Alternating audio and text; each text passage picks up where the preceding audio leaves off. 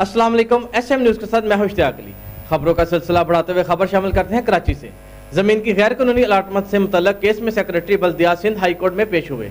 Secretary बल्दियात ने मुतल्लका case में अबूरी जमानत के लिए दरख्वास्त दी, ताहम अदालत ने दरख्वास्त मुस्तरद करते हुए रोशन शेख की हिफाजती जमानत की दरख्वास्त सुनने से भी इनकार कर दिया। इसी हवाले से मजीद जानते हैं ब्यूरो चीफ जुल्फकार अली से। जी जुल्फकार, क्या तफसीलात है आपके पास? जी बिल्कुल, ज़मीन की गैर कानूनी अलाटमेंट से मुतल्लक केस में सेक्रेटरी बल्दियात सिंध हाई कोर्ट में पेश हुए। सेक्रेटरी बल्दियात ने मुतल्लका केस में अबूरी ज़मानत के लिए दरख्वास्त दी, ताहम अदालत ने दरख्वास्त मुस्तरद करते हुए रोशन शेख की हिफाजती ज़मानत की दरख्वास्त सुनने से भी इनकार कर दिया। सेक्रेटरी बल्दियात रोशन शेख कई घंटे तक कमरा अदालत में मौजूद रहे और किसी से फ़ोन पर बात करते रहे। बाद अज़ां नायब हकाम रोशन शेख को सिंध हाई कोर्ट से गिरफ्तार करके साथ ले गए।